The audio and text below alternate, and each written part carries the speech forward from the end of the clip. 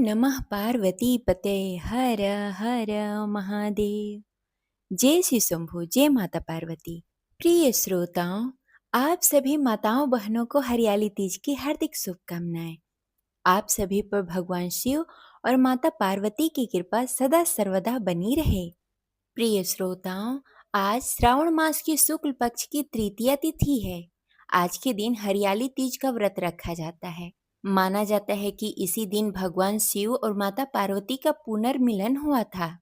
आज के दिन जो भी स्त्री व्रत रखकर भगवान भोलेनाथ और माता पार्वती की विधिवत पूजा करती हैं, उनका सुहाग हमेशा बना रहता है और कुंवारी कन्याओं को सुयोग वर प्राप्त होता है।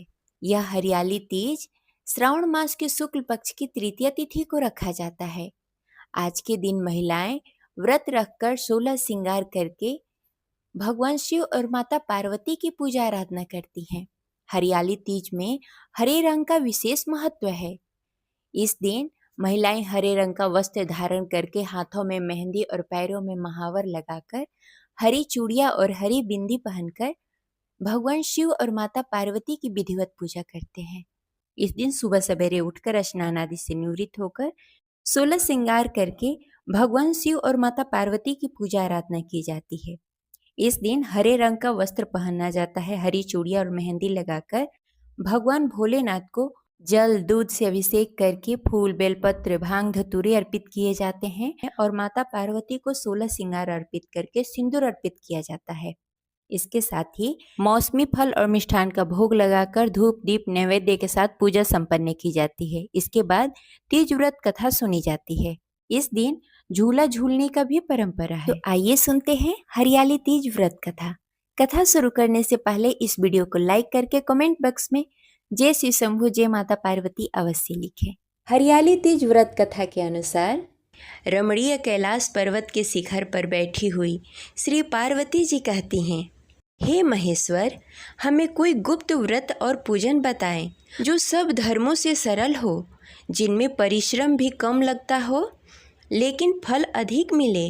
हे नाथ, यदि आप मुझ पर प्रसन्न हो तो यह विधान बताएं।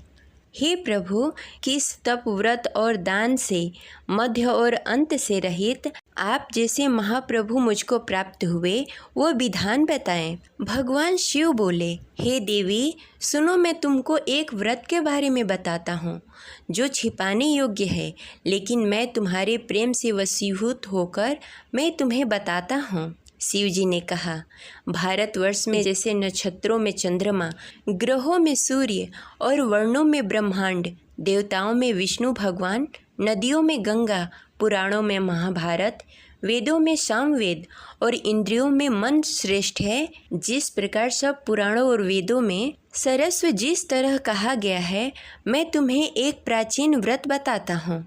एकाग्र मन से सुनो। जिस व्रत के प्रभाव से तुमने मेरा आधा आसन प्राप्त किया है वह मैं तुमको बतलाता हूँ, क्योंकि तुम मेरी प्रेयसी हो। हे पार्वती, भाद्र मास के हस्त्र नक्षत्र से युक्त शुक्ल पक्ष की तृतीया तिथि को उसका अनुष्ठान मात्र करने से स्त्रियां सब पापों से मुक्त हो जाती हैं।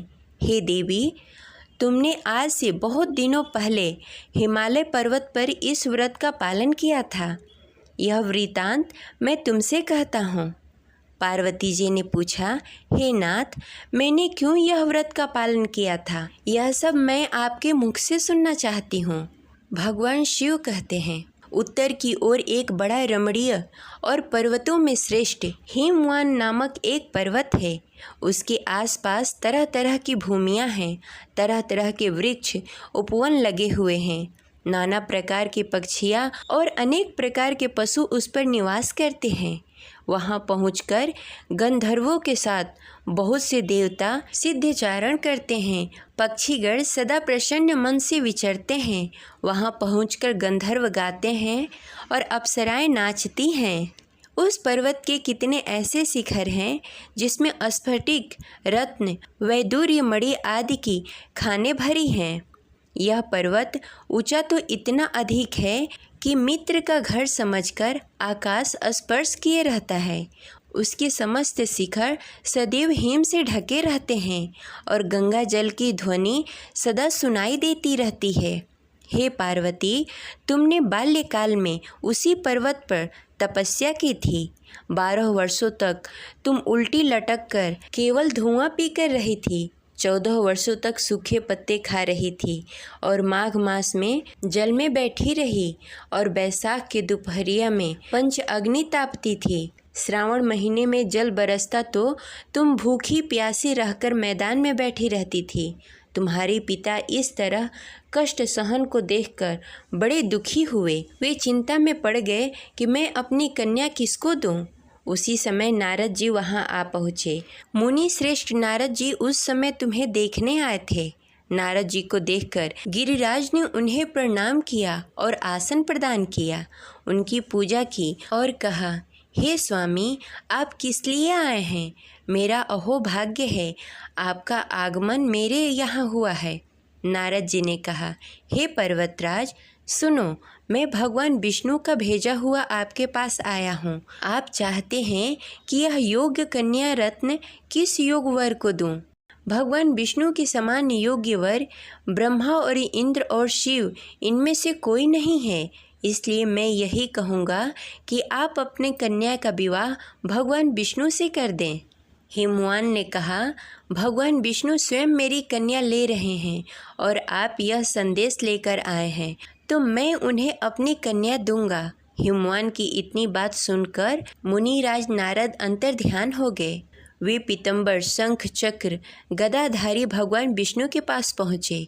वहाँ हाथ जोड़कर नारद जी ने कहा, हे भगवान विष्णु, हे देव, सुनिए, मैंने आपका विवाह पक्का कर दिया है। उधर हिमवान ने पार्वती जी के पास जाकर कहा, हे पुत्री, मैंने तुम्हें भगवान विष्णु को दे डाली है। तब पिता की बात सुनकर तुम बिना उत्तर दिए ही अपनी सखी के घर चली गई। वहीं जमीन पर पड़कर तुम बड़ी दुखी होती हुई विलाप करने लगी।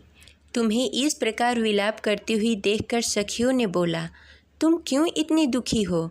इसका कारण बताओ। तुम्हारी जो कुछ इच्छा होगी मैं यथाशक्ति उसको पूरा करने की चेष्टा करूँगी, इसमें कोई संदेह नहीं है। पार्वती जी बोली, मेरी तो कुछ अभिलाषा है, उसे कुछ प्रेम पूर्वक सुनो। मैं एकमात्र शिव जी को अपना पति मानना चाहती हूँ, इसमें कुछ भी संदेह नहीं है।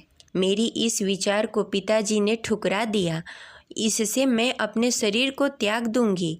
पार्वती जी की इस बात को सुनकर सखियों ने कहा कि शरीर का त्याग न करो, चलो किसी ऐसे वन में चले जहाँ पिताजी को पता ही न लगे।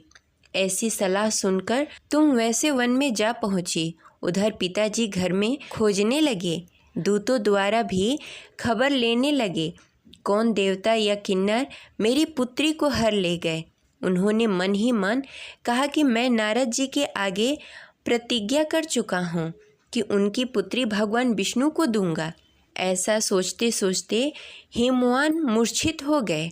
गिरिराज को मूर्छित देखकर सभी लोग हाहाकार करते हुए दौड़े पड़े। जब होश हुआ, सब पूछने लगे कि गिरिराज, आप अपनी मूर्छा का कारण बताएं। हिमवान ने कहा, आप लोग मेरी दुख का कारण सुने। न मालूम मेरी पुत्री का कौन हरण कर लिया। ऐसा नहीं हुआ तो उसे किसी काले नाग ने काट लिया या सिंह खा गए। हाय हाय, मेरी बेटी कहाँ गई? किसी दुष्ट ने मेरी बेटी को मार दिया। ऐसा कहकर वो वायु के झोंके जैसे वृक्ष के समान कांपने लगे। इसके बाद हिमवान तुम्हें वन में खोजने लगे। वह वन भी सिंह, भालू, हिंसक जानवरों से भरा पड़ा था। तुम भी अपनी सखियों के साथ उस भयानक वन में चलती चलती एक ऐसे जगह जा पहुंची जहां एक नदी बहती थी। वहां एक कंदरा में बैठकर तुमने वही कंदरा में बालू के रेत से शिवलिंग का स्थापना किया और वहीं सखियों के साथ रहकर मेरी आराधना करने लगी। जब भाद्र मास के शुक्ल पक्ष की हस्तयुक्त तृतीया तिथि प्राप्त हुई, तब तुमने विधिवत पूजन किया और रात भर रात्रि जागरण किया। गीत वाद्य आदि से मुझे प्रसन्न करने में बिताया। उस व्रत प्रभाव से मेरा आसन डगमगा उठा, जिससे मैं तत्काल उस स्थान पर जा पहुंचा जहां तुम अपने सखियों के साथ रहती थी। वहां पहुंचकर मैंने तुमसे कहा कि मैं तुम्हारी तपस्या से प्रसन्न हूँ, बोलो क्या चाहती हो। तुमने कहा, हे देवता, यदि आप मुझ पर प्रसन्न हैं तो मेरे पति बने। मैंने तथास्तु कहकर कैलाश पर्वत पर वापस आ पहुंचा। मेरे वापस आने पर तुमने उस प्रतिमा को नदी में प्रवाहित कर दिया और सखियों के साथ उस महाव्रत का पारण किया। हिमवान भी तब तक उस वन में तुम्हें खोजते हुए पहुँचे। चारों दिशाओं में तुम्हें खोजा। जब तुम नहीं मिली तो व्याकुल होते हुए तुम्हारे आश्रम के समीप पहुंचकर वह गिर पड़े। थोड़ी देर बाद उन्होंने नदी के तट पर 2 कन्याओं को सोते हुए देखा। देखते ही उन्होंने तुम्हें छाती से लगा लिया और बिलखकर रोने लगे। फिर पूछा, हे पुत्री, तुम सिंह, व्याघ्र आदि जानवरों से भरे हुए जंगल में क्यों हो? पार्वती ने उत्तर दिया, हे पिताजी, मैंने पहले ही अपने आप को शिव जी के हाथों सौंप दिया था। आपने मेरा बात टाल दी और मेरी शादी विष्णु भगवान के साथ तय कर दी। इससे मैं यहाँ चली आई। हिमवान ने कहा, हे पुत्री, मैं तुम्हारी इच्छा के विरुद्ध कुछ नहीं करूँगा। वे तुम्हें अपने साथ लेकर घर आए और मेरे साथ तुम्हारा विवाह कराया। इससे तुम मेरा आधा आसन पाई। तब से आज तक किसी के सामने यह व्रत प्रकट करने का अवसर नहीं प्राप्त हुआ। हे देवी, यह मैं बताता हूँ कि इस व्रत का हरितालिका नाम क्यों पड़ा। तुमको सखिया हर ले गई थी, इससे हरितालिका नाम पड़ा था। पार्वती जी ने कहा, हे प्रभु, आपने नाम तो बता दिया, अब इसका विधि भी बताइए। इसका क्या पुण्य होगा और इसका क्या फल प्राप्त होगा? यह व्रत कौन करेगा? यह विस्तार पूर्वक बताइए। श्री शिव जी कहते हैं, हे पार्वती, यह व्रत समस्त स्त्री जाति भलाई के लिए कर सकती हैं। इसका उत्तम फल प्राप्त होगा। जो स्त्री सौभाग्य की रक्षा करना चाहती है वह यत्न पूर्वक इस व्रत का पालन करे। केले के खंभे आज से सुशोभित सुंदर मंडप बनावे, उसमें रंग बिरंगे रेशमी वस्त्रों से सजाए, चंदन आदि सुगंधित द्रव्यों से मंडप लिपवाए। फिर शंख भेदी मृदंग के साथ बहुत से लोगों के साथ उस मंडप में भगवान शिव और माता पार्वती की प्रतिमा स्थापित करके उस रोज भिन्न भिन्न प्रकार के फल और वस्तु समर्पित करे, नाना प्रकार के नैवेद्य से मेरी पूजा करे और नाना प्रकार के पुष्प अर्पित करे। उसके अतिरिक्त नारियल, सुपारी, लौंग, अनार, नारंगी अर्पित करके धूप दीप नैवेद्य के साथ प्रार्थना करे। हे शिवे, शिव रूपड़ी, हे मंगले, सब अर्थों को देने वाली हे देवी, हे शिव रूपिणी, आपको नमस्कार है। हे शिव रूपे, आपको सदा के लिए नमस्कार है।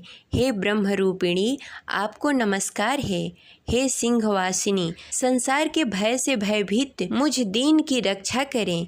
इस कामना की पूर्ति के लिए मैंने आपकी पूजा की है। हे पार्वती, मुझे राज्य और सौभाग्य दें, मुझ पर प्रसन्न होएं।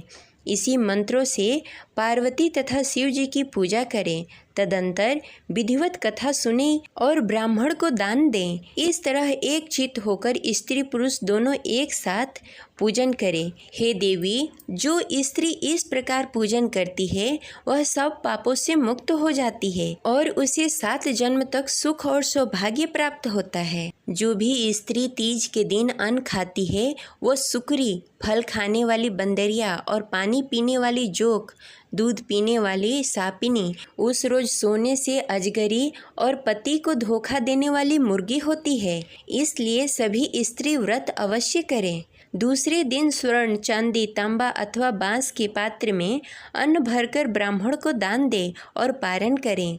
जो स्त्री इस प्रकार व्रत करती हैं वह मेरे समान पति पाती हैं और जब वह मरने लगती हैं तो तुम्हारे समान रूपवान हो जाती हैं और उसे मुक्ति प्रदान होती है।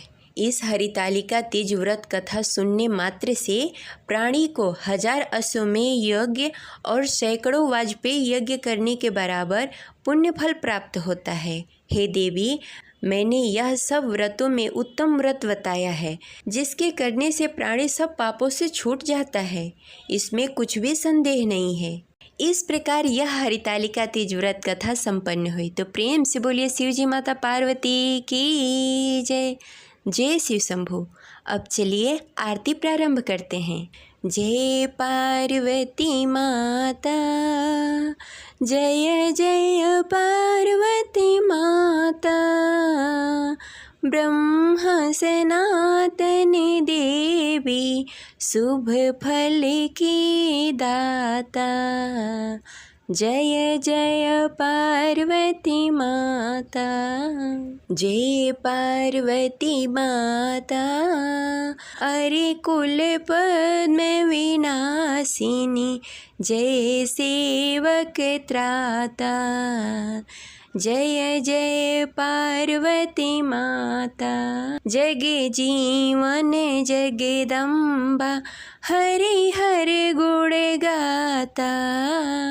सिंह को वाहन साजे, कुंडक है साथा, देव धुजंग गावत नित्य करत ताथा। जय जय पार्वती माता, सतयुग शील सुंदर, नाम सती कहलाता। हिमाचल घर जनमी, सखियन रंग राता। जय जय पार्वती माता, शुंभ निशुंभ विदारे, हिमाचल स्याता। सहस भुजा तनु धर के, चक्र लियो हाथा।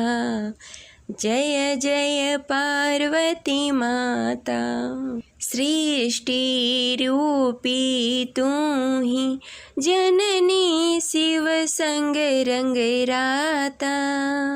नंदी भृंग विन लाही, सारा मद माता। जय जय पार्वती माता, देवन अर्ज करत हम, चित्य करो लाता। गावत देद ताली, मन के रंग राता। जय जय पार्वती माता, श्री प्रताप आरती मैया की जो कोई गाता। सदा सुखी रहता, सुख संपत्ति पाता। जय जय पार्वती माता। जय पार्वती मैया की, जय शिव शंभो। हर हर महादेव।